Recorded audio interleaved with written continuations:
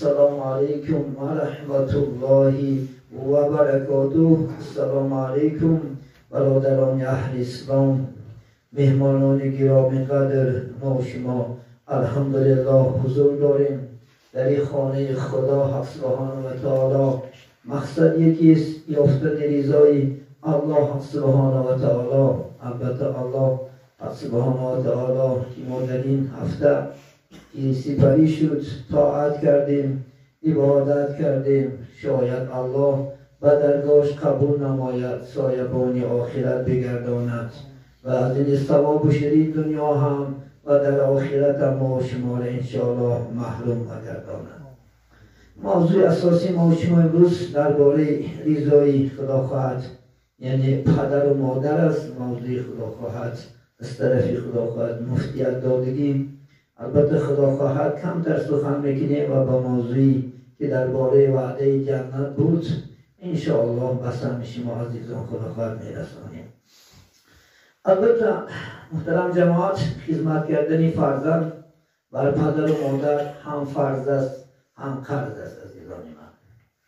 چون الله سبحانه و تعالی در اکثر جای قرآن برای ما شما تاکید و گوشرس میکند.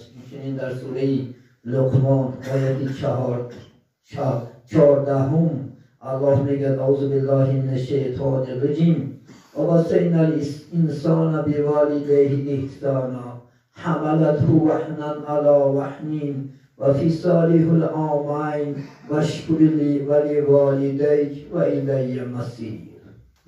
خدا میگه ما وصیت کردیم، امر کردیم که یعنی بچه ها را و دخترها را باید که خدمتی پدر و مادر کنن.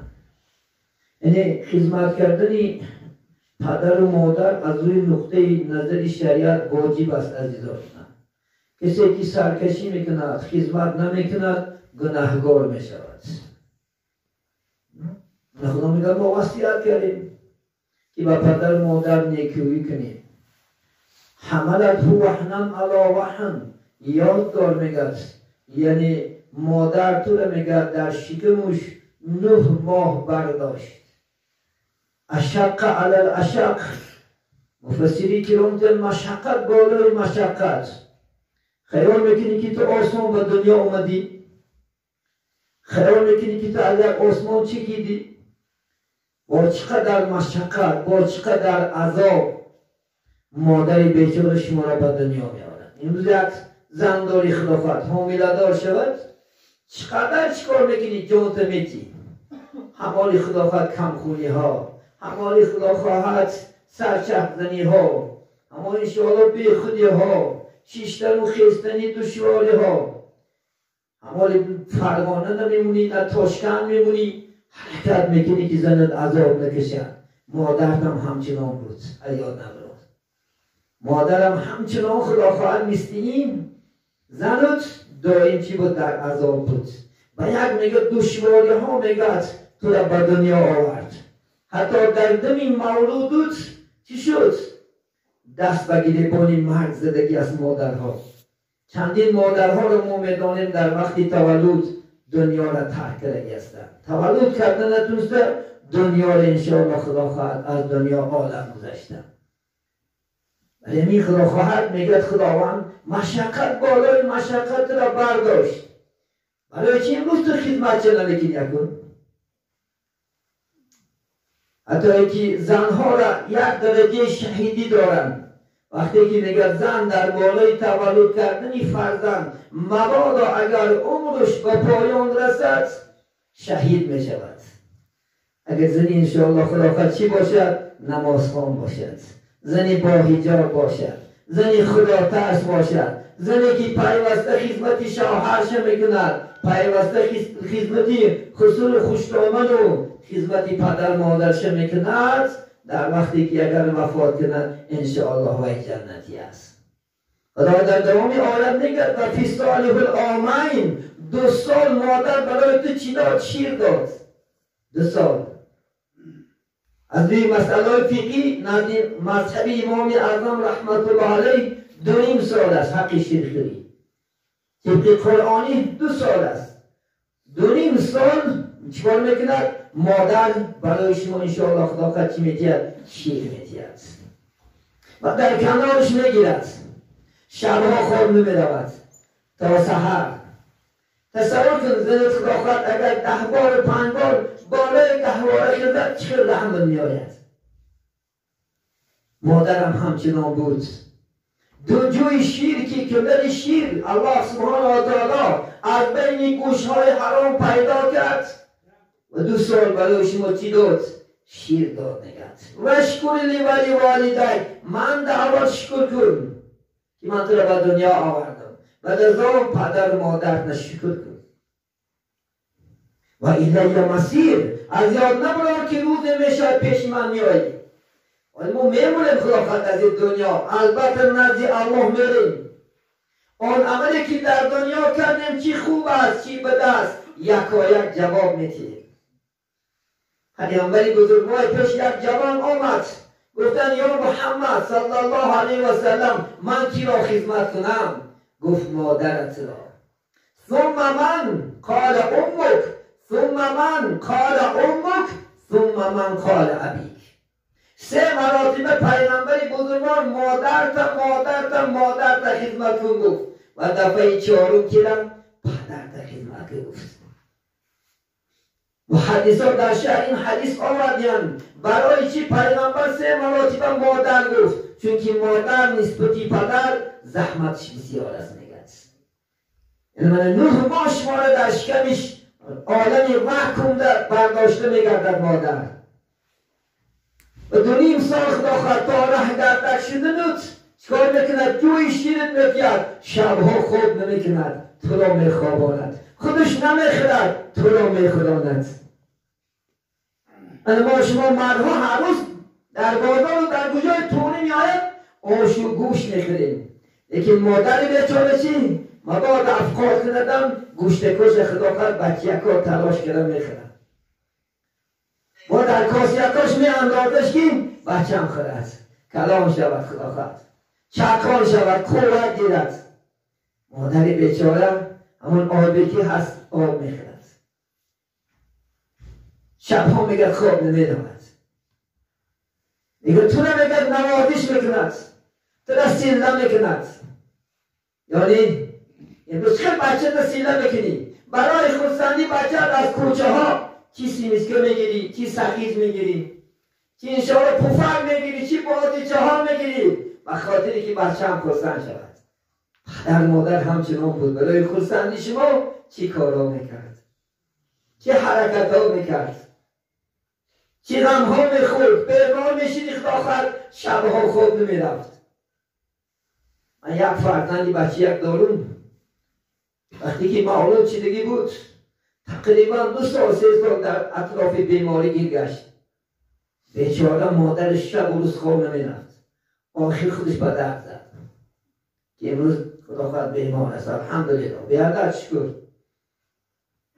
وقتی که من میدیدم مادر با علاوه رحمش میآمد، 2 سال 2.5 3 سال تقریبا تا به خود آمدنش همسر من چی خدا خواهد زحمت ها کشید برای چی خاطری فرزند.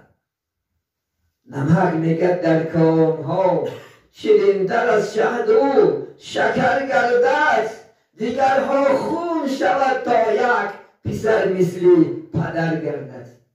دیگرها خون نشد کاکلا شدن در خدا خواهد، شب و روز زحمت نکشد، شب و روز انشاءالله خدا خواهد خواب نمیرود، خودش نمیخورد نگد تو را میخوراند، خودش خواب نمیرود تو را خواب میکناند. یعنی وقتی که نجاست میکنی آب گرم میکرد. امروز در کجا این گازه ها برمده است؟ امروز دیگر 20 سال و 15 سال پیش گازم نبود، فقط با واسطه چی بود خدا خواهد؟ علار بودیزم بود. علار میکرد میگد تو را اعضاهات خوشو میشوفت، لباسات میشوفت، نوازشت میکرد. امروز اگه کلام شدی، امروز صاحب دولت شدی، صاحب پول و مال شدی، مادر پسر نمیکنی. امروز طرف مادر داد میگویی، طرف پدر داد میگویی، طرف زنت زنک جوان مرمت خلومت، ولی که پدر تگو مادر تگو خدا خواهد. پیش پیغمبر یک جوان اومد گفت یا رسول الله ما زحمتی مادر میکشم زحمتی پدر میکشم لکن در عوض این نفقش نمیتیم من حقارت میکنن من آزار میتیم چیکار میکنم گفتن یک شب رنجی که کشیدگی است و دنیا هم ادا کرده نمیدانی تو میدانی گفت جنت زیر پای چی است پدر و مادران است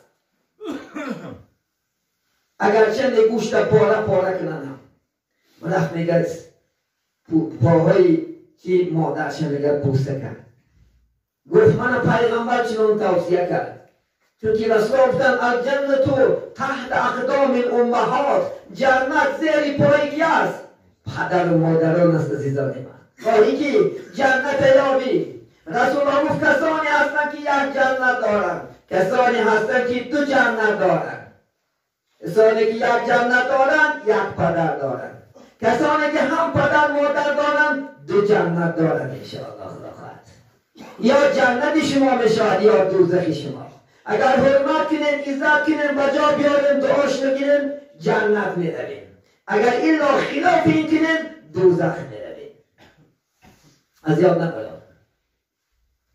چون که پیامبر اسلام که شما از سه دعا حذر کنید یکیش دعای والدی علی ولدی دعای پدر مادر به فرزند است عزیزان من هر دعایی که میکنن انشاءالله الله اجابت میکنه بین خدا و بین پدر و مادر یکم پرده نیست اگر آهی که سوزی که از تحت دل میکشد البته اجابت میشود در خراسان میگه یک جوان میمرد در قبر میسپارنش از قبر آواز خر میبراید مردم میگه ما انسان گور کنیم که خر گور میکنیم در روایتی هست وقتی که آمدن نگه از مادرش پرسیدن گفتن بچه چی کاره بود در دنیا چی عمل داشتی ما به خاک سپاریدمش از قبر آواز خر اومد گفتن وقتی که وی زنده بود یک روز من قدی صحبت کردم من ای خر خاموش را گفت بس در ایمان دار گفت دعاش کردم پروردگارا تو را در قبر خدا و خر مبدل کنه این دعای چی بود مادر بود که اجابت شد حضرت موسی وقتی که در کوی طور صحبت میکرد با الله سبحانه و تعالی گفت خداوندا من در جنت با کی هم صحبت میشم در جنت با کی هم نشین میشم گفت با فلان قصاب میشه که به اصطلاح این نزاگیر در گرد شهری نمنگان یا اندیجان زندگی میکند حضرت موسی اجازه پرسید گفت آیا میشود من در همون قصاب زیارت کنم گفت خوب میشود حضرت موسی رفتن وقتی که دیدن قصاب در بازار به همون کارش پیوسته است تا بگاه نظارتش کردن اسم بگاه شد بعد آیستن نتیجه که یک مرد یک مسافرم علاجش باشد همیشه من یک مهمان کن گفت خوب میشود موسی جان بیا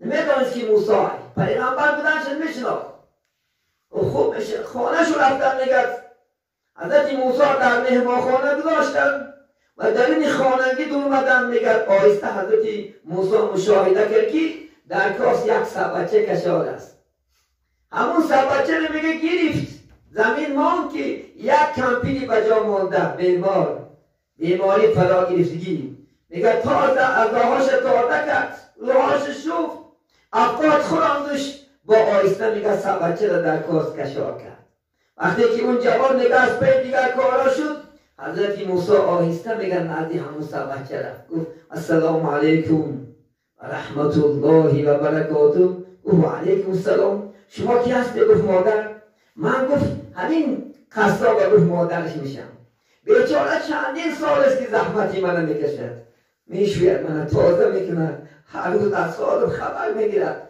طعام میخورند نمیموند که من یک لحظه در آزاد باشم گفتن شما چما دعا میکنیم گفتن من یک دعا میکنم که پروردگارا همین بچه من روز قیامت با حضرت موسی هم صحبت گردم حضرت موسی گفتن خوشا به حال شما مادر که دعای شما اجابت شده است همون موسی من هستم این عزیزان من انشاءالله دعایی که میکنه در این دنیا شما را میگیرد بعد حضرت موسی مادر شد الله سبحانه و تعالی گفت آدست یا موسی اکنون هوشیار شو که سپرت دعا گفت از تو برم هوشیار شو. بعدی وفاتی مادر گفتادیم خود از هر گونه آفت و از هر گونه بلاها نگه دار که مادر رو دعا میکرد رهی بچه مصطفی راستن.